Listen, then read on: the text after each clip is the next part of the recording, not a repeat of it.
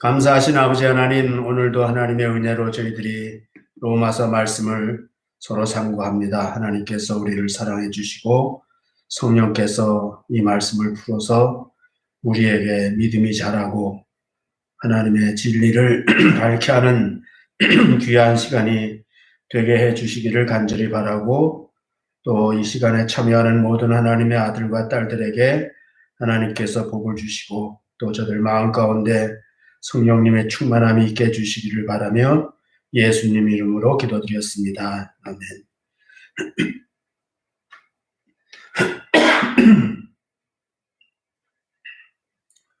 물컵을 좀 가져와야 되겠습니다.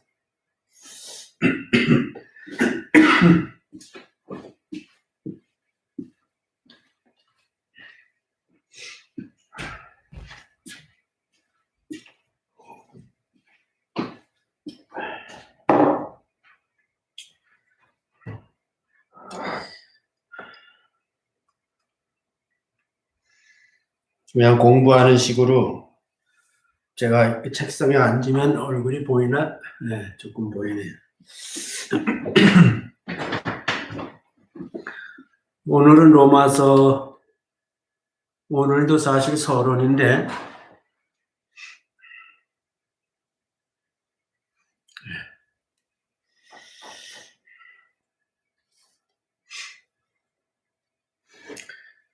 우선 로마서 제가 여기다 미리 화면을 좀 비춰드렸는데 한번 보세요. 보이나?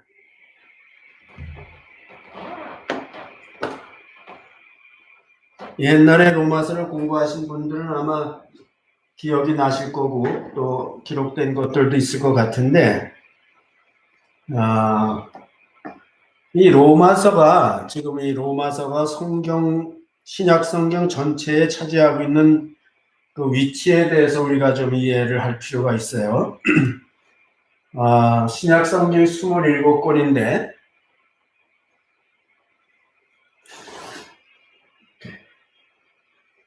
글씨가 보이세요? 여러분, 내가 여기 지금 모니터 할 때는 너무 조그맣게 나와가지고 이게 확대가 되는지 안 되는지 잘 모르겠네. 우선 제가 말씀으로 드리겠습니다. 이 로마서 지금 이렇게 보면은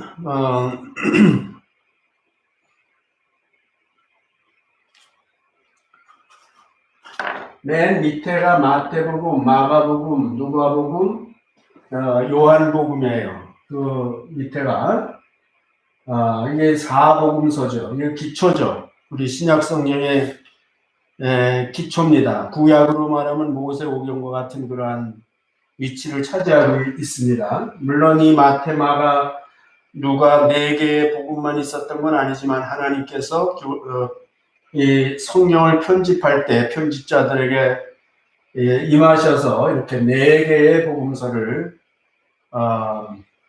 성경으로 이렇게 택하게 하신 것이죠.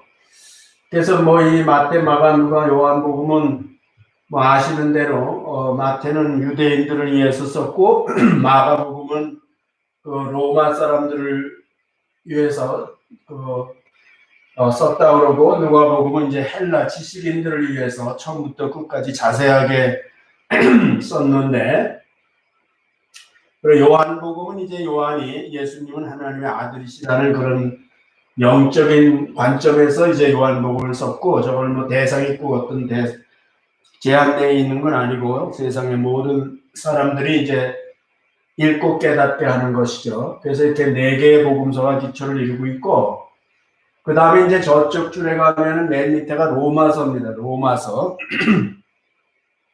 그래서 이제 그 사도행전이 있긴 있는데, 그 사도행전은 이제 역사서죠. 그래서 내가 이제 이거는 뺐는데, 이게 로마서가 있고 고린도 전서, 후서, 갈라디아서가 있어요. 그래서 그 갈라디아서까지는 주로 그 믿음에 대해서 많이 쓰고 있고, 그 다음에 에베소서, 빌립보서, 골로새서는 사랑에 대해서 쓰고 있다 이렇게 얘기합니다. 그 전체적인 주제의 흐름이 그렇다는 거예요.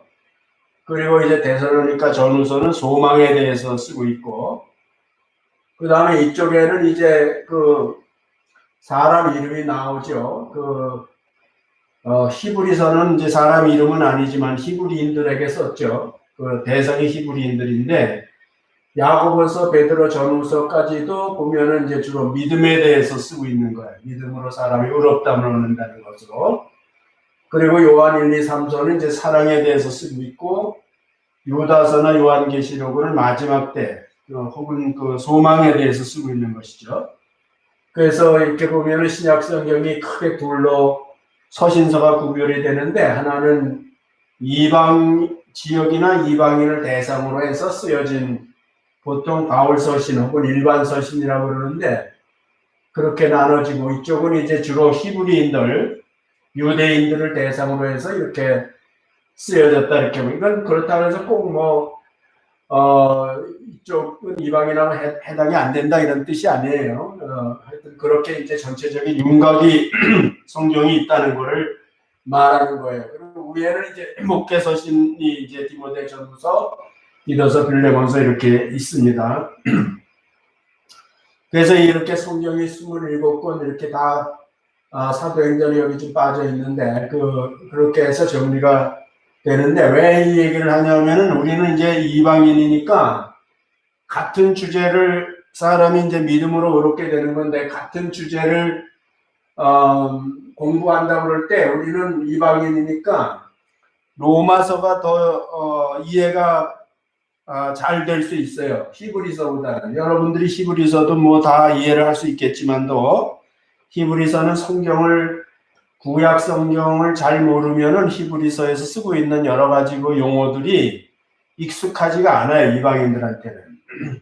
그 거꾸로 또 히브리인들에게는 그런 얘기가 쓰여져 있어야 자기네들이 또 이해가 된다고요. 그것이 이제 서로 차이인데, 그래서 하나님이 그렇게 배려를 하신 거죠.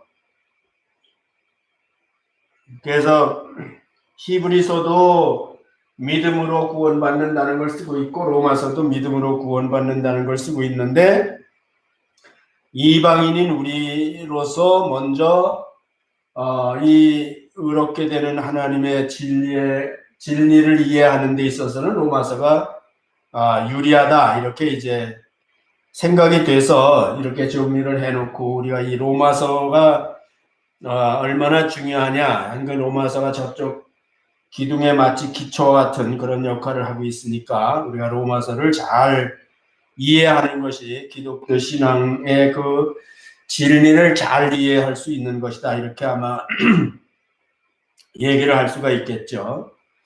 그래서 이 부분은 좀 그렇게 이해를 하고, 우리가 이제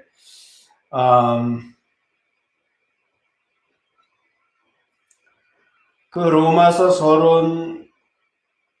서론에 들어가면 저자는 이제 바울 사도죠. 바울 사도. 그래서 여기 보면은 로마서 1장 1절에도 15장 19절로부터 22절에 사도행전 20장 3절 이런 데 보면은 이제 바울이 로마서를 썼다 하는 내용이 이제 직접 나오니까, 이것은 저자가 누구냐에 대해서 신학적으로도 신학자들도 별로 그렇게 충돌이 없어요. 로마서는 바울이 썼다 하는 것에 대해서 별로 이의를 제기하지 않는 거예요. 그리고 그 지난번에 얘기했지만은 고린도에 머물러 있을 때 한 3개월 동안 머물러 있을 때, 그때 이제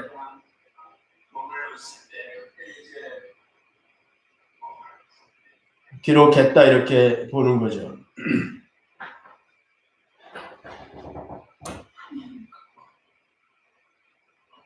괜찮아.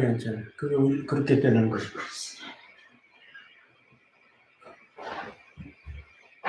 화면이 껌껌하다고 지금 모니터 하면서 나왔어요. 그러면은 일단은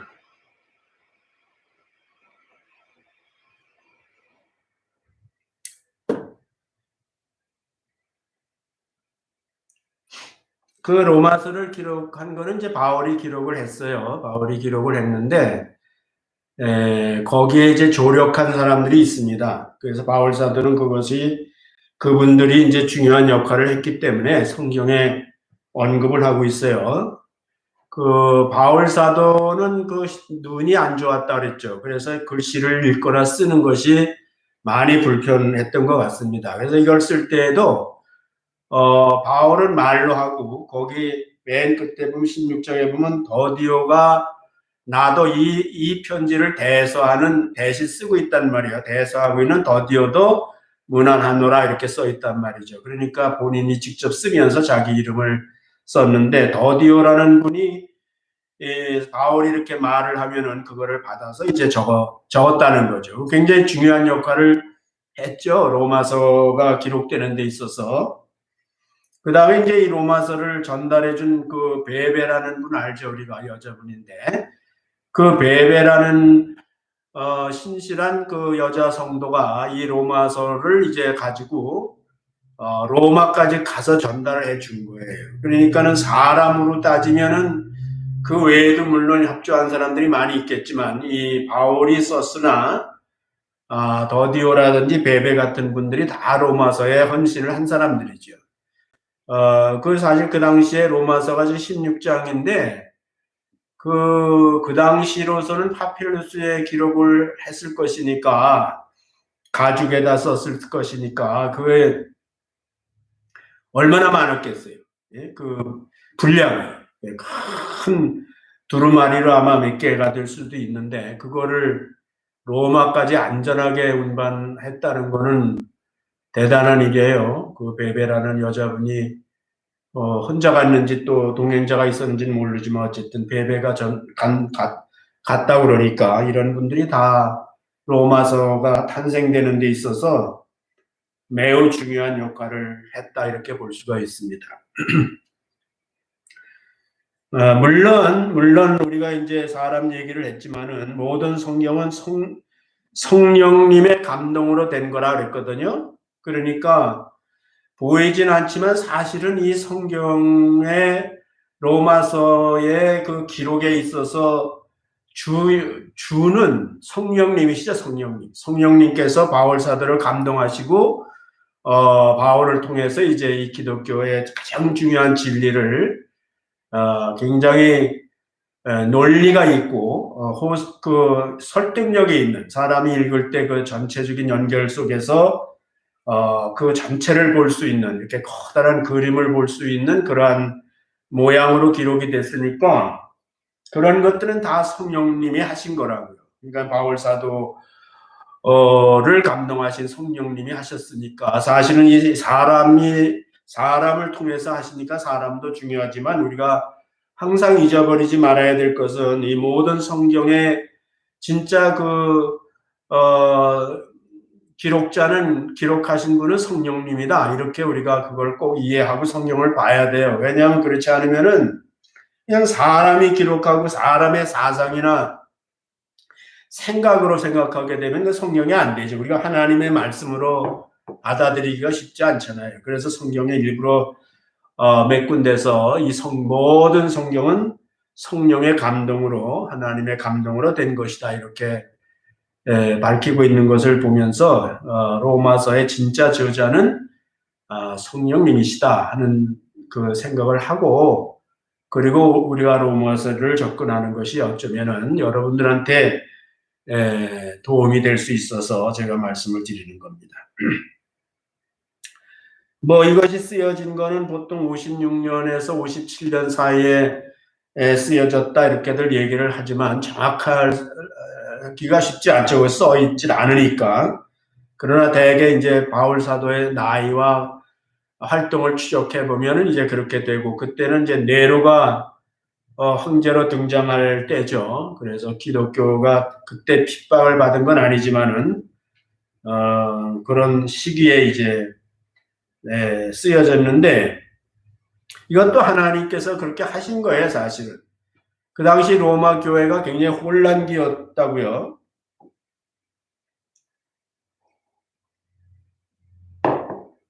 글라우디오 황제가 유대인을 추방했다고 그랬잖아요. 유대인들이 이제 기독교인들과 비기독교인들 사이에 충돌이 있고 그러니까 이제 유대인들 다 나가라 그래가지고 기독교인이든지 유대인이든지 다 로마서 추방을 됐다가 황제가 바뀌면서 이제 다시 그 로마를 떠났던 유대인들이 돌아왔다고요.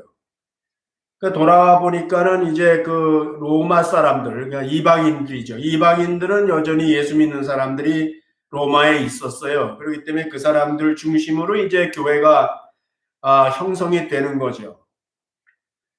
그러니까 유대인들이 와서 가만히 그들을 보니까 그 유대인들이라는 건 이제 예수 믿은 유대인들을 말하는 거예요. 예수 믿은 유대인들이 와서 보니까 이방인들은 율법도 모르고 뭐 하나님도 잘 모르고 구약 성경 잘 모르는 가운데서 이제 하나님을 믿는다 그러고 자기네들이 뭐 예수를 믿어서 의롭게 됐다고 그러는데 그 신앙적인 삶이 이제 자기들 보기에는 굉장히 어색한 거예요.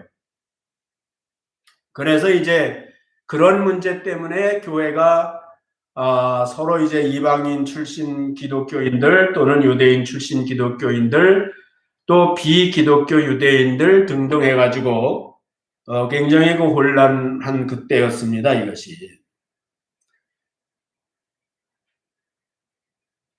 그래서 주로 이제 비판이 많이 있었죠. 그렇게 그게 무슨 하나님의 백성이냐 뭐 이러면서 이제 유대인들이 자기네들의 그 규례가 있잖아요. 규범도 있고 규례가 있는데 거기에 비하면 이방인들은 이제 그런 것이 없었으니까 이제 그런 것들에 대한 비판도 있었고 비판이 있다 보니까 이제 거기에 감정이 있게 되고 그렇게 해서 이제 서로 반목 현상이 있었다는 걸 로마서를 잘 읽다 보면은 그런 것이 묻어 나와요. 거기에 왜 바울 사도가 이런 권면을 하거나 이런 말을 하고 있는지에 대해서 많이 나옵니다. 먹는 문제 갖고 서로 싸우고 먹는 문제 갖고 서로 시비 걸고 뭐 날 정해진 그 날에 대해서도 시비를 걸고 뭐 그랬기 때문에 로마서 14장 15장을 가면은 이제 그런 얘기들을 하고 있는 거 아니에요?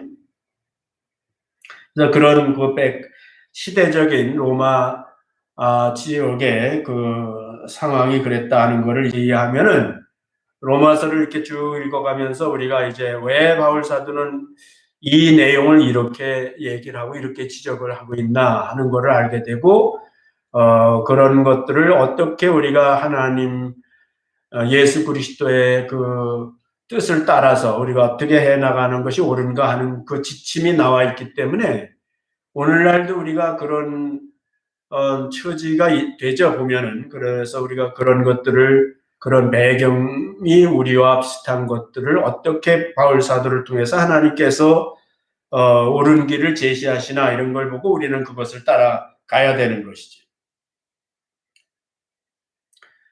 그래서 1절서부터 이제 17절까지는 서론이라 그래. 서론. 여기 지금 내가 이게 다 화면에 나오는데 여러분들이 아마 더 좋은 방법이 있는지 모르겠어요. 저 위에가 1절부터 17절까지 서론이라고 써놨어요. 그래서 1장 18절부터 15장 13절까지가 이제 로마서 전체의 본론이에요, 본론. 그 다음에 15장 14절부터 16장 27절까지가 끝맺는 말이라고. 결론이 아니에요. 결론이 아니고 이제 이 편지를 끝맺는 말로 인사나 여러 가지 격려의 말로 끝맺고 있어요. 그래서 간단하게 보면은 로마서는 서론, 본론, 끝맺는 말, 결어 이렇게 이제 크게 나눌 수 있어요. 그리고 로마서의 주제는 오직 믿음으로 얻는 하나님의 의에 대해서 쓰고 있어요. 이건 여러분들 보러 좀 외우라고 했어요. 제가 16절, 17절 외워요 지금? 그거를 한번 외웠으면 좋겠어요, 여러분들이.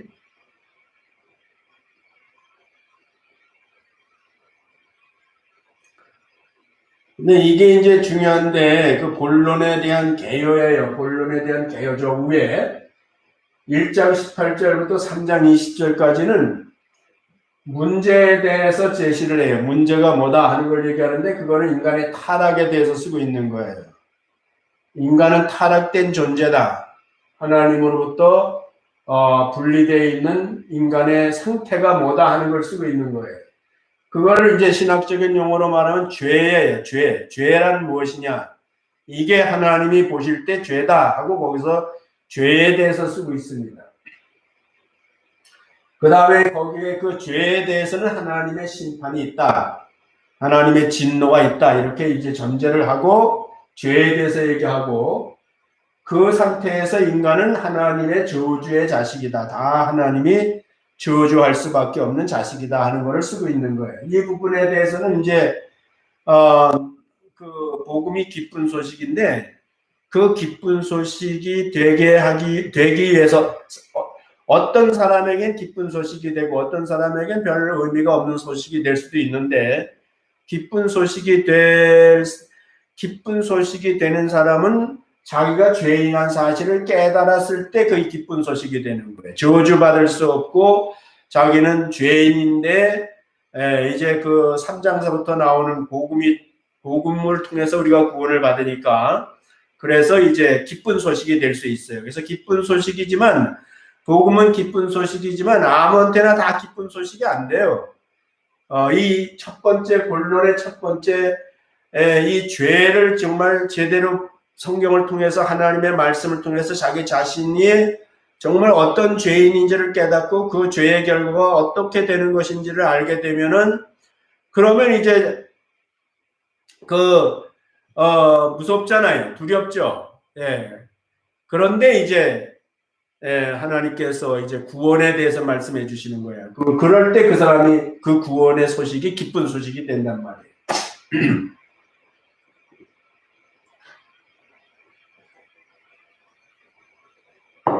이 공부하시는 여러분들이야 뭐 다 예수 믿는 사람들이니까 이미 기쁜 소식으로 알고 받아들이지만 얼마나 많은 사람이 복음을 듣지만 그 복음이 기쁜 소식이 안 되는 경우가 너무 많은 거예요. 그 다음에 두 번째 단어는 3장 21절부터 4장 25절까지는 아까 문제라고 그랬잖아요. 근데 해결에 대해서 쓰고 있는 문제가 어떻게 해결되는지 쓰고 있는 거고 그 다음에 타락한 인간이 회복되는 것에 대해 쓰고 있고 그거를 신학적인 용어로 구원이라고 그러는 거예요. 구원.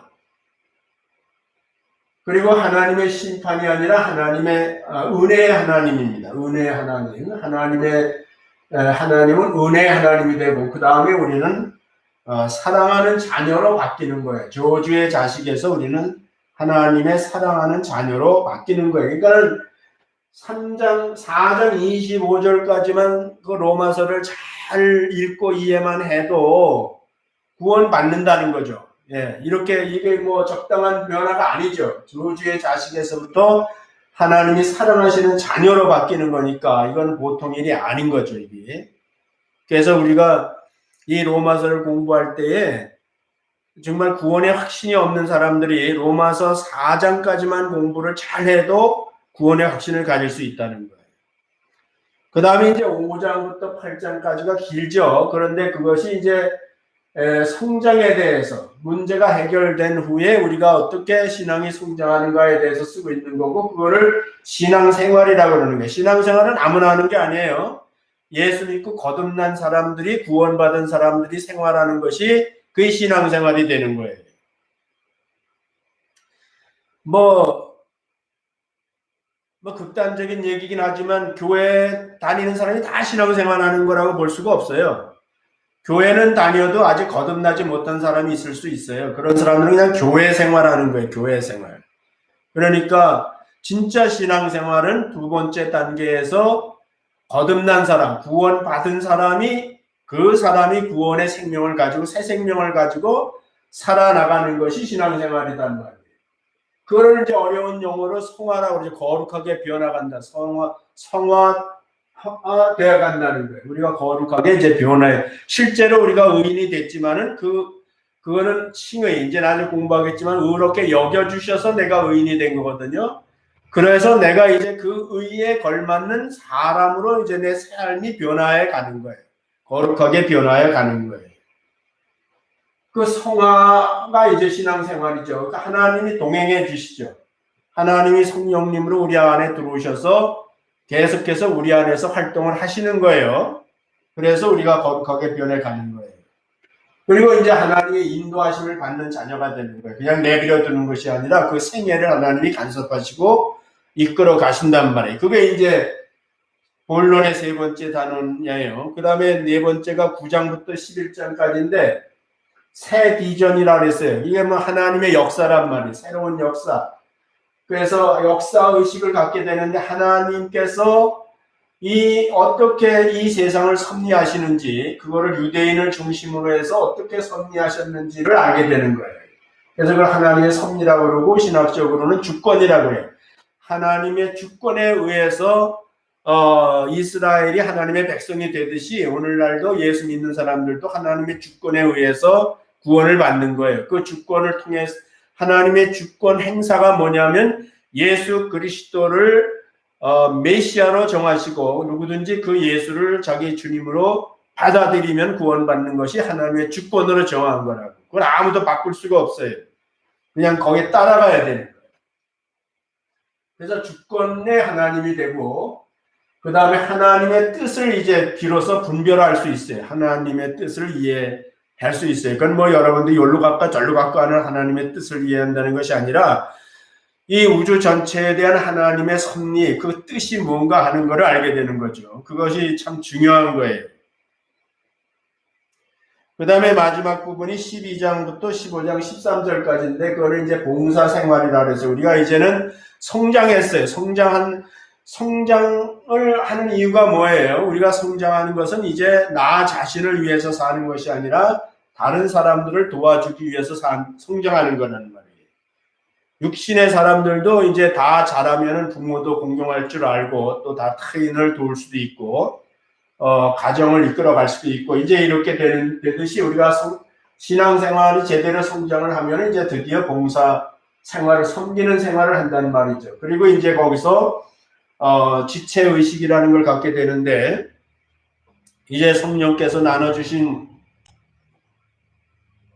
은사를 따라서 그 은사를 개발하고 자꾸 활용하고 교회라는 공동체 속에서나 아니면 세상에서도 자기의 은사를 따라서 이제 서로 협력하면서 한 사람에게 은사를 다 준 게 아니니까 서로 한 지체가 되어서 그 봉사 생활을 해나간단 말이에요. 그걸 이제 헌신이라고 헌신.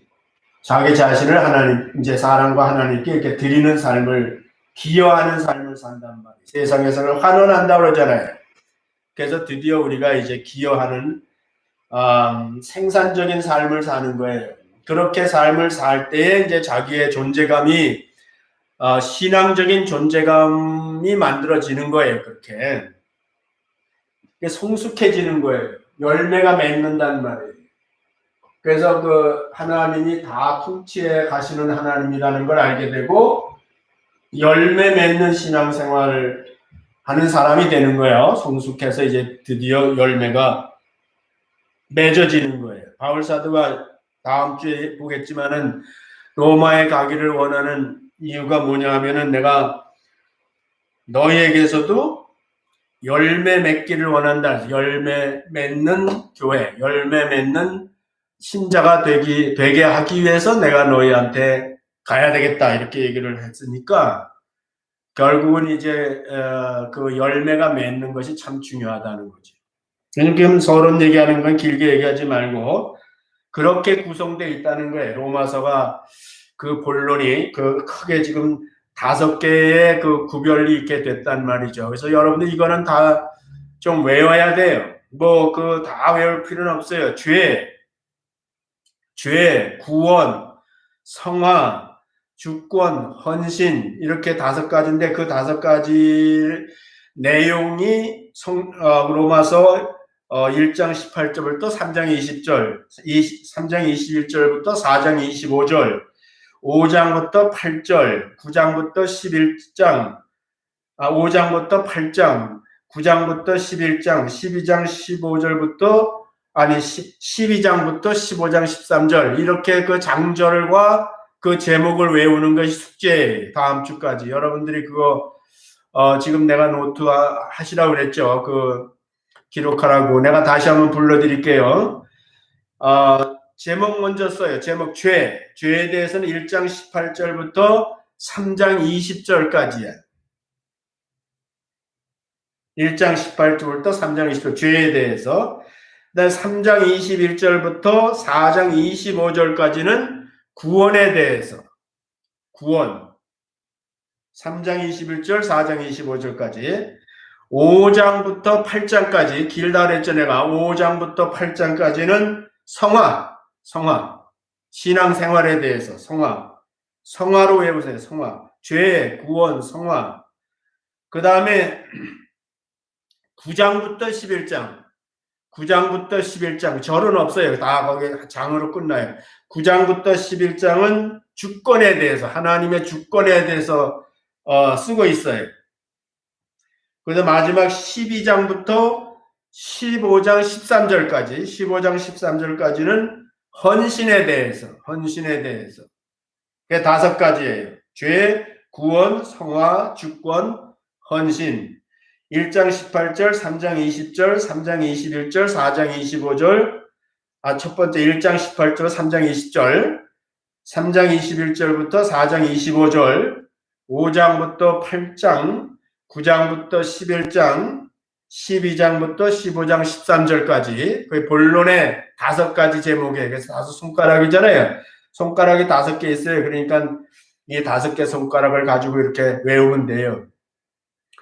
그래서 그래야 여러분들이 로마서를 그래도 이게 전체를 다 이해를 하지요. 예, 그렇게 안 하고 그냥 부분적으로 자꾸 들으면은 들을 때뿐이에요. 듣고 나면은 뭐 남는 게 없죠. 남는 걸 위해서 하는 건 아니지만은 그래도 로마서 정도는 예수 믿는 사람이라면 로마서 정도에 대해서는 그 내용에 대해서는 어느 정도 이해를 하고 있어야 자기 그 믿음이, 자기의 신앙이 그래도 어떤 틀에서, 하나님이 만들어 놓은 틀 안에서 이제 갇혀 나갈 수 있다 이 말이에요.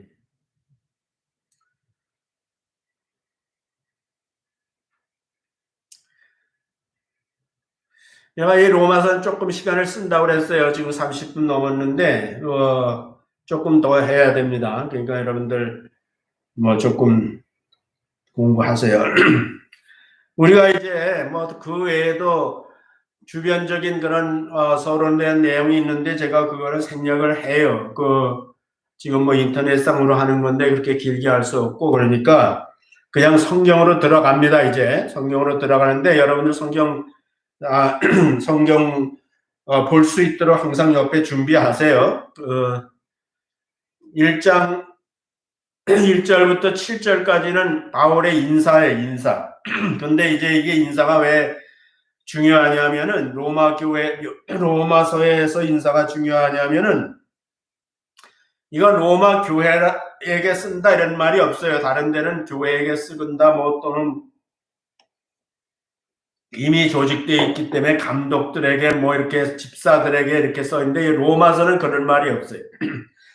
맨 끝에 가면 그 로마에 있는 바울 사도가 들어서 알고 있는 로마 교인들에게 안부를 이렇게 묻거나 그 이름을 거론하는 거는 있어도 이 로마는 아직 그렇게 한 교회로 이렇게 그 조직이 되어 있거나 그러지 않았던 것 같아요. 그래서 거기다 교회라는 말을 안 썼지만은 인사를 합니다. 이 편지를 읽는 로마에 있는 예수 믿는 사람이나 혹은 안 믿는 유대인들이라도 보면은 인사가 먼저 되죠. 인사하는 것이 이제 뭐 상식이죠. 상식인데 바울 사도가 이 로마에 있는 그리스도인들에게 인사하는 내용이 좀 특이하다고요. 그걸 우리가 조금 이해할 필요가 있어요. 먼저 1절 예수 그리스도의 종 바울은 사도로 부르심을 받아 하나님의 복음을 위하여 택정함을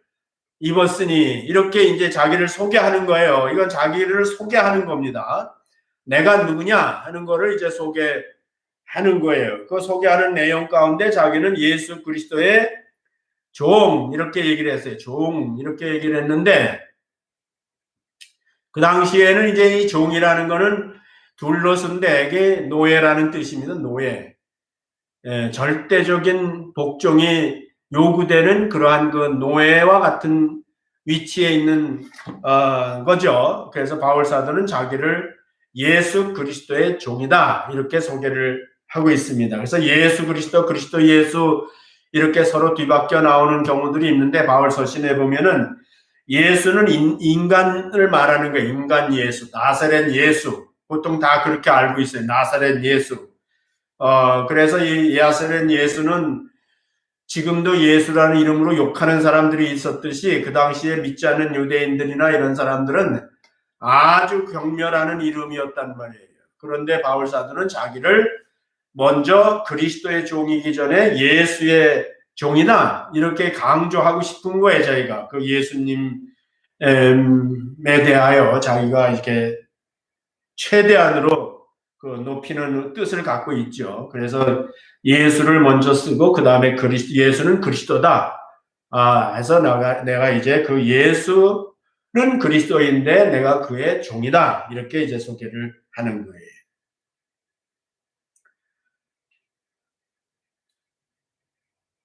바울은 사도로 부르심을 받았다. 그 종인데 이제 사도로 부르심을 받았다는 거는 이제 자기의 그 직분을 말하는 거예요. 직분.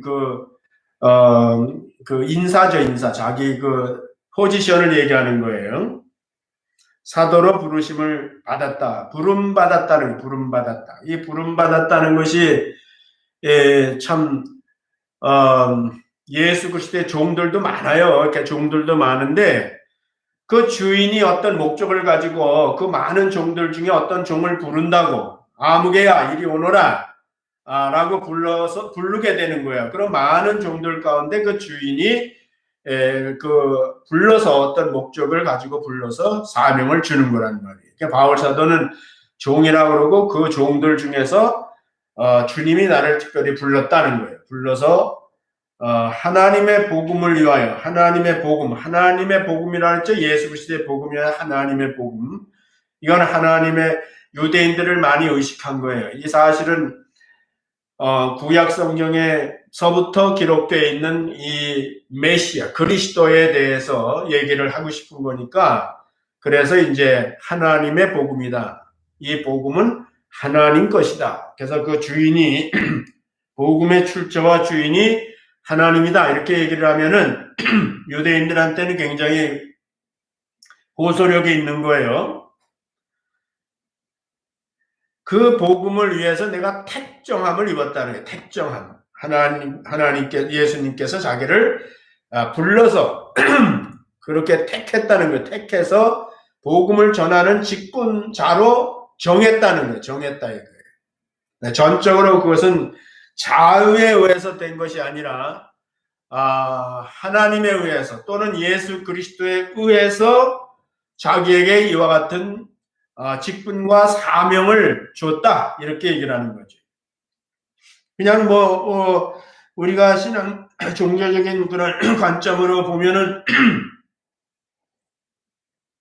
그냥 그런 이렇게 인사했나 보다 하지만은 하나하나 뜯어보면은 우리가 좀 뜯어보는 거예요. 그래서 하나하나 뜯어보면은 그 로마에 있는 사람들이 이 편지를 읽으면서 바울이라는 존재에 대해서 그냥 인간 바울로 취급할 수가 없어요. 이 말씀대로라면은 그는 인간 바울이지만은 그는 하나님의 예수 그리스도의 종이요 하나님의 택함을 받아서 사명자라는 거예요.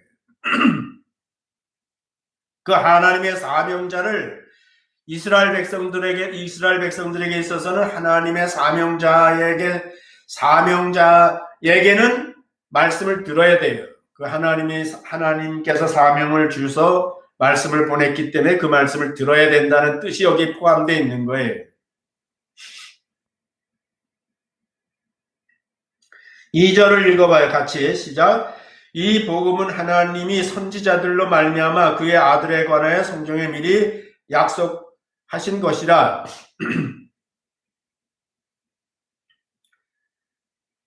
자, 이 복음은 하나님이 성경에 이미 약속한 대로 그 약속대로 오신 분이라는 거예요. 약속대로 오셔서 그 약속을 이루셨다는 게 증거가 있단 말이에요. 유대인들은 표적을 구한다는 표적이 뭐죠? 표적이 뭐냐면 구약에 기록된 대로 와서 그대로 행하면은 그게 표적이 되는 거예요. 그래서 예수 그리스도는 구약에서부터 약속된 분이시다. 구약에 약속된 분의 주인공이 바로 예수다 하는 사실을 얘기하고 싶은 거예요. 모세는 오실 자라고 그랬잖아요. 나와 같은 선지자가 오실 것이다. 그 오실 자라고 그랬고요. 다윗은 다윗의 후손, 다윗에게 하나님 네 후손으로 말미암아라고 약속했잖아요. 그 다음에 이사야서는 동정녀에게서 탄생할까라고 그랬잖아요. 그 다음에 미가서에서는 베들레헴에서 태어난다 그랬잖아요. 그 다음에 나사렛에서 나사렛 사람이라 일컬을 거라고 그랬잖아요. 예수님이 시편 22편이나 아니면은 이사야서 53장에서 십자가에서라는 말은 안 나와도 똑같이 그와 같이 죽으셨죠. 이방인들에 의해서 죽으시고 그의 뼈가 꺾이지 아니하고 그 몸이 썩지 않는다고 그랬으니까 부활이잖아요. 이런 것들이 다 구약 성경에 약속되어 있었던 건데 예수님이 이 땅에 오셔서 실제로 그 약속된 대로 행하시고 약속된 대로 죽으시고 약속된 대로 부활하신 분이다 하는 것을 얘기하고 있는 거예요.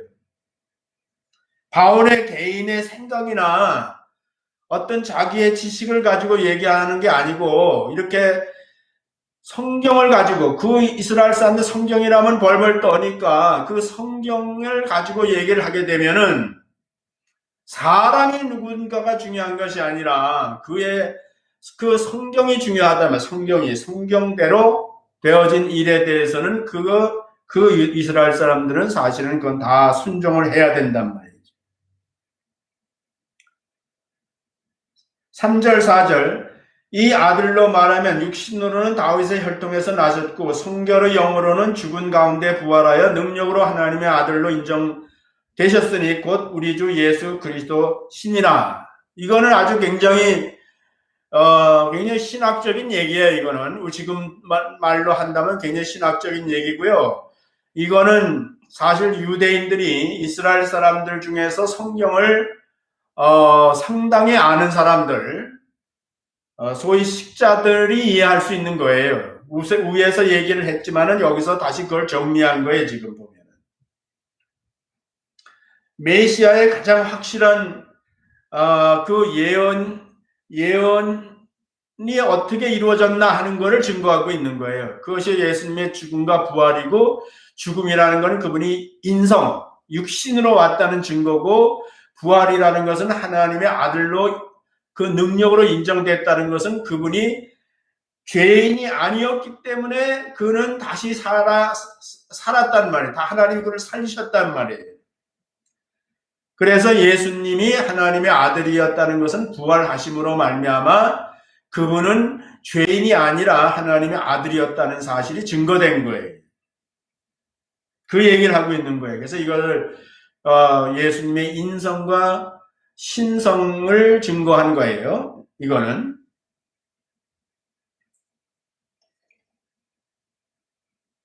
다윗의 후손을 통해서 메시아가 온다 하는 거에 대해서는 그 율법을, 그 구약 성경을 아는 이스라엘 사람들에게는 이의가 없어요. 그 예수님이 다윗의 몇 대 후손이에요. 다윗의 몇 대 후손. 성경에 보면은 마태복음 14대 후손이에요. 다윗이 솔로몬, 르호보암, 아비야, 아사, 여호사밧, 요람, 우시야, 요담, 아하스, 히스기야, 므낫세, 아몬, 요시야, 여고냐, 스알델, 스룹바벨, 아비오, 엘리야킴, 아소르, 사독, 아킴, 엘리웃, 엘리아살, 마단, 야곱, 요셉, 마리아에게서 예수가 나니라. 요셉과 마리아가 정혼한 상태에서 낳기 때문에 요셉의 아들이 된 거죠. 예수님 육신으로는. 그래서 이것이 다윗에게 내 후손에게서 날 것이다 한 그 약속의 14대에 예수님이 드디어 오셨다 하는 거예요. 그러니까 그냥 예수님은 하나님의 아들로 오셨다, 메시아다 이렇게 얘기하는 게 아니고 그와 같이 육신으로 얘기할 때는 바로 그 족보를 다 따져서 그가 분명히 다윗의 후손으로 왔다 하는 사실을 이제 증거하는 거지.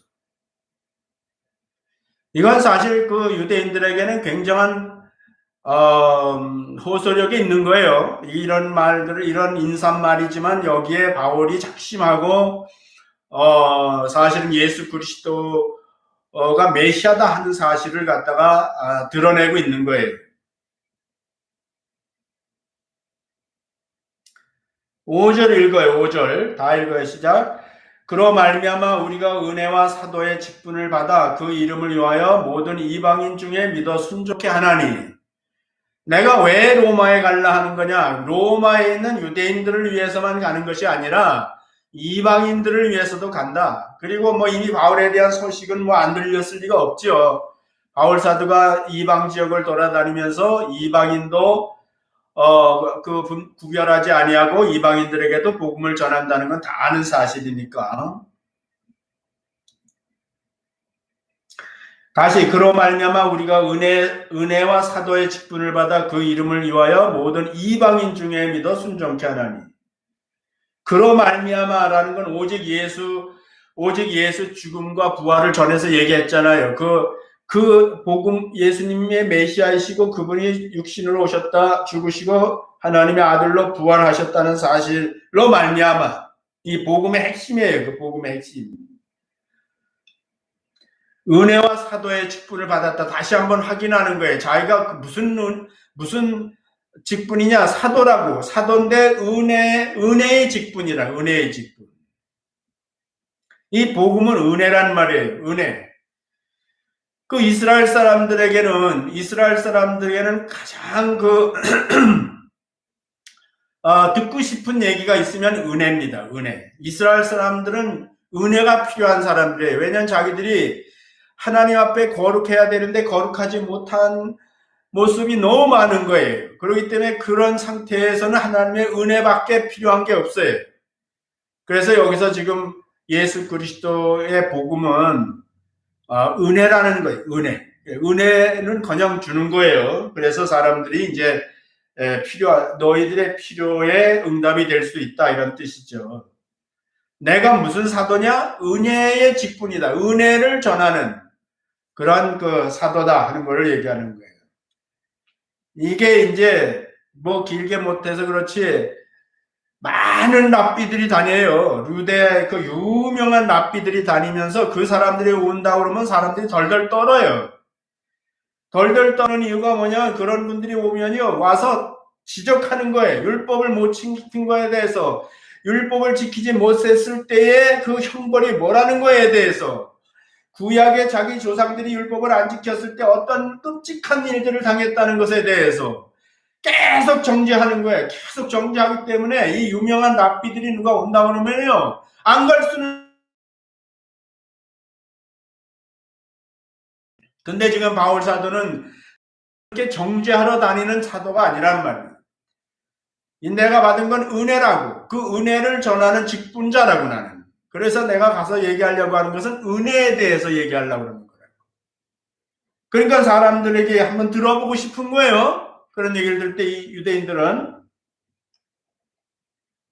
바울이 정죄자로 다니는 랍비가 아니라 하나님의 은혜를 전하는 사람이라고 그러니까 그 은혜가 뭔지를 듣고 싶다 이 말이에요.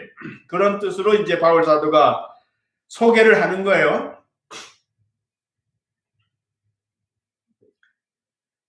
복음도 은혜고 그것을 전하는 자로 택함 받은 것도 은혜예요.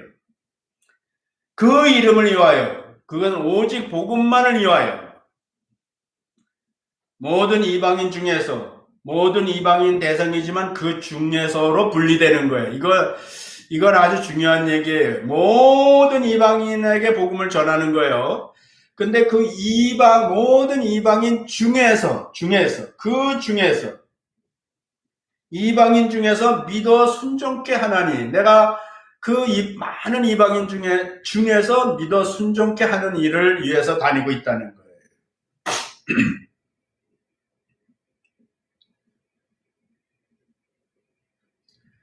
이 복음을, 은혜의 복음을 듣고 믿어서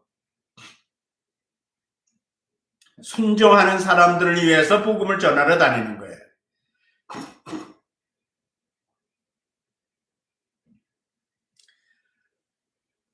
귀로 듣고 마음으로 믿고 결단해서 행동하는 거예요. 그 이제 세례를 그 당시는 세례를 받는 것이 이제 그 은혜의 말씀을 듣고 마음으로 믿고 그 다음에 자기가 의지를 구사해서 행동하는 거예요. 이렇게 결단을 내리는 거예요. 그것이 이제 예수의 이름으로 세례를 받는 거예요. 그 사람들을 위해서, 이방인 중에서 그 사람들을 위해서 자기가 그 복음을 전하러 다닌다, 이런 뜻이에요. 그러므로 이 복음은 모든 사람들에게 전해지는 것이지만은 모든 사람이 믿는 건 아니에요. 하나님은 그 많은 사람들 중에서 복음을 모든 이방인들에게 전하라는 것은 그 중에서 순종하여 믿을 사람들을 위해서 다니는 거예요. 추수하러 다니는 거예요. 그 영혼들을 추수하기 위해서 다니는 거예요. 저나 여러분들이 오늘 예수 믿어서 구원을 받았다는 거는요, 굉장한 거죠. 우리가 지금 77억이나 되는 인구가 사는 중에서도요, 그 복음을 얼마나 많은 사람이 들어, 이렇게 듣고 저렇게 듣고 이런 모양으로 듣고 저런 모양으로 듣지 않아요. 못 들은 사람도 물론 있어요. 그래서 복음을 전하러 다니는 거예요, 지금도. 근데 다 들었다고 해서 다 구원받는 게 아니란 말이죠. 그 중에서 구원받을 사람을 위해서 하나님께서 바울을 택해서 온 세상을 휘젓고 다니면서 복음을 전하게 하시는 거예요. 6절, 너희도 그들 중에 있어 예수 그리스도의 것으로 부르심을 입은 자니라. 이제 여기서 직접 들어가는 거예요. 객관적인 얘기를 하는 게 아니라 이제는 직접 들어가서 너희도 지금 로마에서 예수 믿은 사람들, 너희도 그들 중에 있어 예수 그리스도의 것으로 부르심을 입은 자니라. 나만 부르심을 입은 것이 아니라 너 예수 믿었다면 너도 부르심을 입었다는 거예요. 예수님의 부르심에 응답했단 말이에요. 응답했어요. 예! 하고 응답을 했단 말이에요. 예수 믿으라. 주 예수를 믿으라. 하는 말씀에 내가 응답했어요. 그게 바로 모든 이방인 중에 너희가 되는 거예요. 너희가 되는 겁니다. 오늘 여러분들이 이 바울이 로마 교회에 인사한 내용을 우리가 한 절씩 봤는데, 정말 우리가 이 복음이라는 것이 모든 구약 성경의 그 약속된 대로 이루어진 그냥 우주적인 복음이 하나님의 그 우주적인 섭리 속에서 이루어진 복음이라고. 이 복음이 하나님의 택함을 받은 종들에 의해서 전파돼서 오늘 우리들에게까지 전파됐는데, 여러분들이 다 그 복음을 듣고 그 부르심에 순종해서 믿어서 저희 가운데서, 모든 무리 가운데서 너희가 됐다는 것이에요. 그게 얼마나 놀라운 일인지, 얼마나 감격스러운 일인지를 생각해야 돼요. 다시, 너희도 그들 중에 있어 예수 그리스도의 것으로 부르심을 입은 자니라. 로마에 있어 하나님의 사랑하심을 입고 성도로 부르심을 입은 모든 자에게 하나님 우리 아버지와 주 예수 그리스도조차 은혜와 평강이 있기를 원하노라. 은혜와 평강이 있기를 원하노라. 누가? 그 예수를 구주로 부르심에 응답을 해서 예수 그리스도를 구주로 믿은 사람들, 이 사람들에게 은혜와 평강이 있기를 원하노라. 여기 보면 예수 그리스도의 것으로 그랬죠. 예수 그리스도의 것으로 성도로 부르심을 입었다. 그 당시는 이게 다 시대적 용어예요. 그 당시 로마에 사는 사람은요, 다 소유주가 있어요. 소유주. 그 로마에 살고 있는 사람들 중에 거의 절반이 종이거든요. 노예나 종인데요.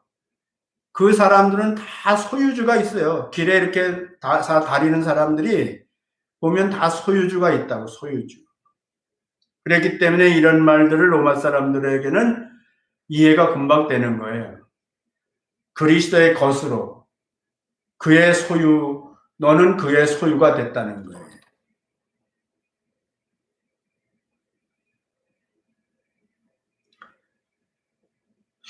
부름을 받았다는 것은 개인적으로 예수님이 안다는 거예요. 개인적으로 불러서 안다는 거예요. 개인적인 인격적 관계가 이루어졌다는 걸 말하는 거예요. 로마에 있어, 7절을 아까 읽었는데 로마에 있어, 로마 중심부에 있는 사람들을 말하는 거예요. 로마가 지배하고 있는 데는 다 로마 사람들이 살아요. 그러니까는 그냥 로마인이 아니라 여기서 얘기하는 로마에 있어는 그 로마 중심부, 그 황제가 사는 도시, 바로 거기를 두고 하는 얘기죠. 그 로마 중심부에 있는 사람들. 하나님의 사랑을 입고 너희가 부르심을 받았다는 것은 하나님의 사랑을 입은 것이다 이 말이에요. 부르심에 순종한 사람은 사랑을 입은 자들이에요. 하나님의 사랑을 입은 자들. 우리는 뭐 사랑의 하나님이라는 걸 당연하게 알고 있지만 그 당시 유대인들의 입장에서는 이방인도 마찬가지지만 이런 절대적인 주권자에게 사랑을 입는다는 것은 하나님이 얼마나 두려운 분인데요. 하나님이 얼마나 하나님을 무서워하는데요. 하나님이라는 이름도 입에 담지 못해요.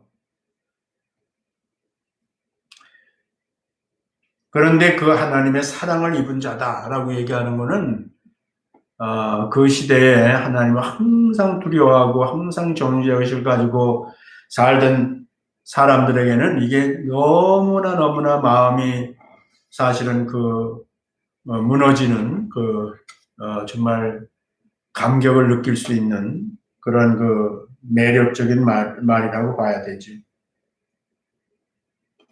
그런 모든 자에라는 건 차별이 없는 사랑이란 말이에요.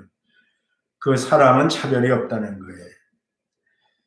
당시에 로마는 차별의 끝판이라고 해야 돼요. 로마는 그 당시에 여러분들 잘 모르겠지만은 그 당시 상황에 대한 기록된 고전들을 보면은 정말 끔찍한 사회였습니다. 차별의 끝판이죠. 차별의 끝판. 거주의 차별이 있었어요. 아무데나 못 살죠. 또 도로의 차별도 있어요. 아무 길이나 못 다녀요. 노예들이나 신분에 따라서 다니는 길이 또 달라요, 이게.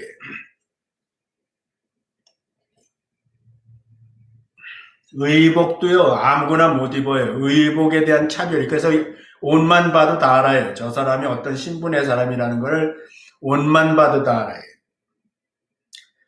뭐 음식의 차별도 있어요. 아무리 돈이 있어도요, 먹으면 안 되는 음식이 있어요. 그러니까 음식도 차별이 있습니다.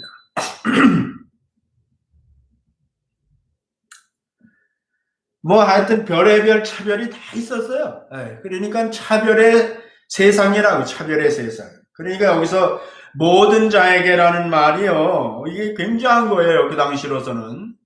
거기 뭐 유대인, 이방인, 귀족, 평민, 자유인, 노예, 남녀노소 누구든지 예수 그리스도를 구주로 받아들였으면, 부르심에 응답했으면은 하나님의 사랑이, 은혜와 사랑이 다 똑같이 다 은혜와 사랑이 주어진다는 거예요. 은혜와 사랑이, 하나님의 은혜와 사랑이 그들에게 임한다는 거예요. 하나님이 그렇게 대한다는 거예요. 이게 사실 복음이죠. 그 당시 사람들에게는 십자가의 죽음과 부활은 진리고요. 그 진리의 내용이 이런 내용으로 전달이 되면은 그것이 이제 복음이 되는 거예요. 기쁜 소식이 되는 거예요. 평강이 너에게. 당시의 황제의 말 한마디가 모든 평강을 송두리째 날려버릴 수도 있고, 동시에 말할 수 없는 평강에 이르게도 하는 거예요. 황제가 어떤 사람에 대해서 말 한마디가 한순간에 평강이 송두리째 날아갈 수 있고, 또 어떤 사람에게는 모든 그야말로 평강이 주어질 수 있다는 말이에요. 그런 황제 시대였기 때문에 여기에서 황제가 아니라 땅에 있는 황제가 아니라 땅과 하늘의 주인이신 하나님께서 너에게 평강을 준다 그랬을 때 그거는 엄청난 일이죠. 엄청난 일이에요. 그 평강을 누가 뺏어갈 수도 없는 거예요. 여러분들이 그 평강을 누리고 사세요? 여러분 마음에 그 평강이 있냐고요. 하나님께서 천지를 창조하신 하나님이 너에게 평강이 있을지어다.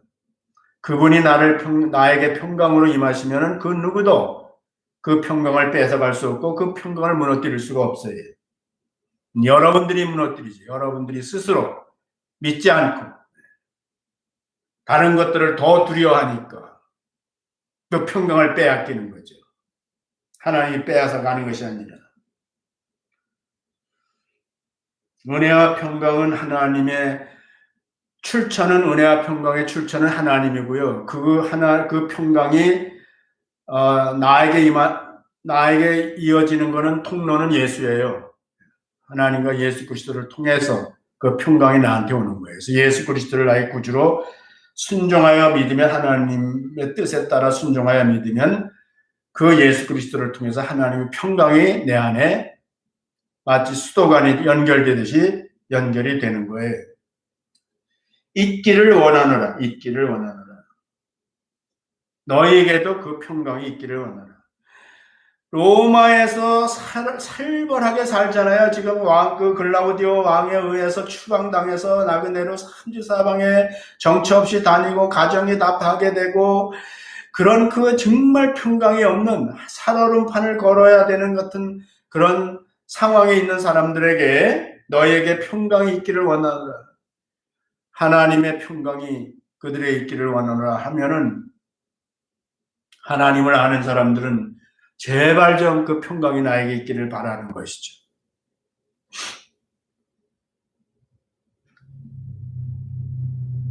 하나님이 사랑하시는 자들에게 주시는 평강이 무엇인지 그것을 누리는 방법은 무엇인지를 바울은 가르치려고 가르치라고 보내심을 받은 그리스도의 종이에요. 바울은 그 평강을 어떻게 받을 수 있는지를 가르치라고 보낸 종이에요. 로마 교회 입장에서는 바로 선생님이에요. 자기들에게 평강을 가르쳐 주러 오는 선생님이 바울이라고요.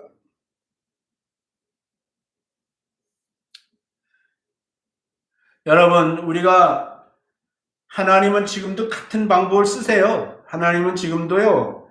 여러분들에게 평강을 주시기 위해서 그 평강은 그냥 오는 게 통로가 필요하다고요. 통로가 필요한데 하나님의 평강이 예수 그리스도를 통해서 오는데 그 평강, 예수 그리스도를 통해서 오는 평강이 내가 받으려면은 내가 그걸 가르침을 받아 평강을 받는 길을 알아야 된다고요.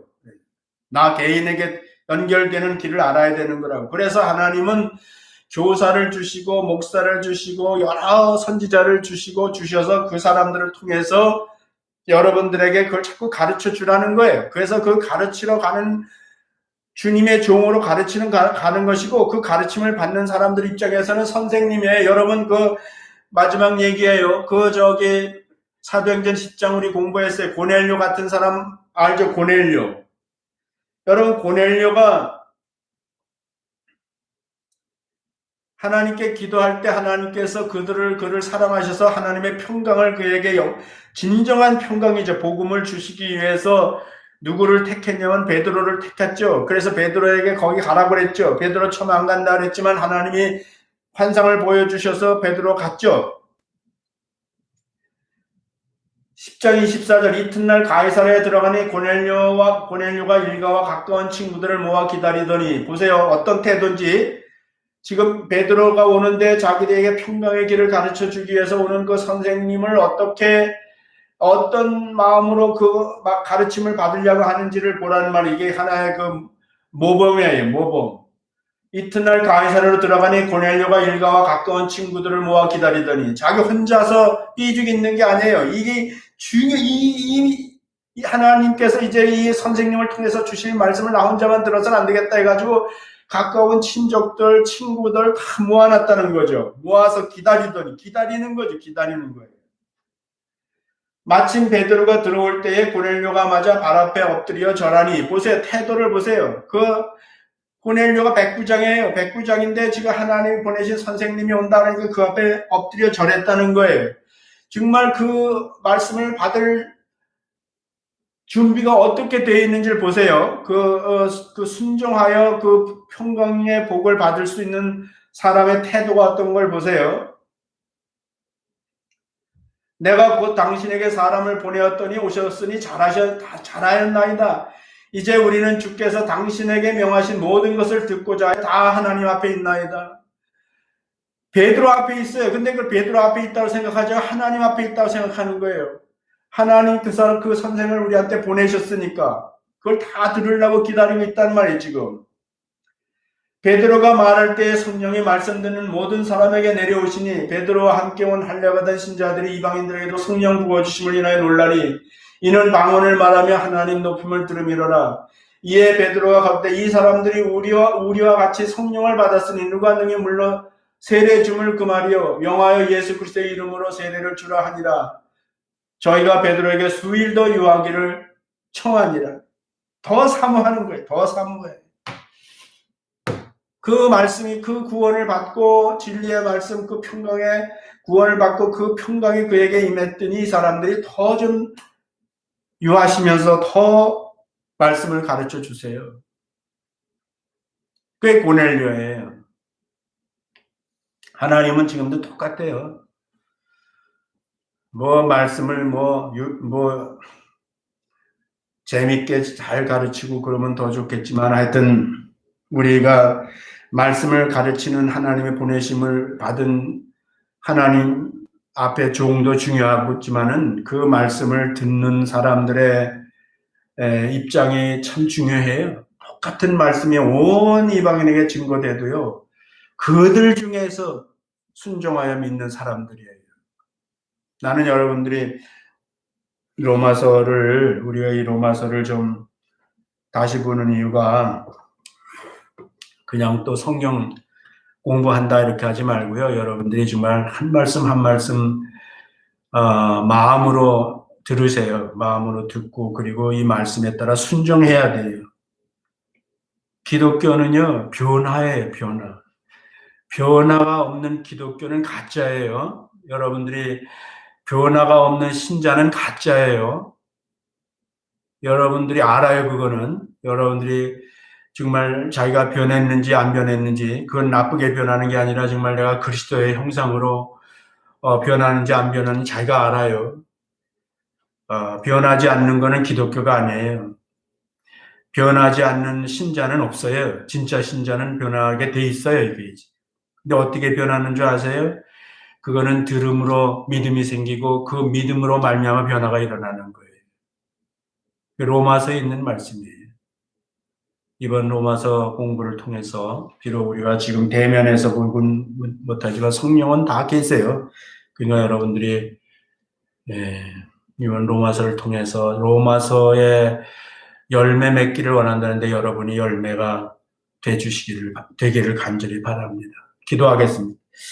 은혜로우신 아버지 하나님 감사합니다. 오늘 로마서 이제 서론의 인사 부분을 봤는데 인사 내용이 심상치가 않습니다. 그 내용 가운데 들어있는 말씀 한 절 한 절이 한 단어 한 단어가 너무나 엄청난 무게가 있는 것이고 그 말씀을 귀담아 듣고 마음으로 듣고 깨닫고 순종하면은 하나님의 평강이 그들 가운데 영원히 임하게 된다는 사실을 알게 되었습니다.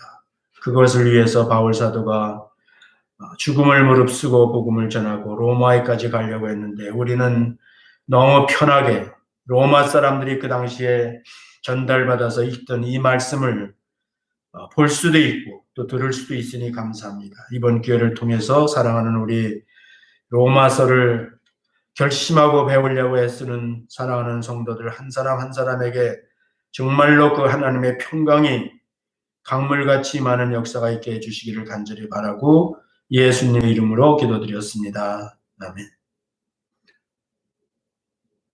1시간이 훌쩍 넘었네요. 수고들 하셨습니다.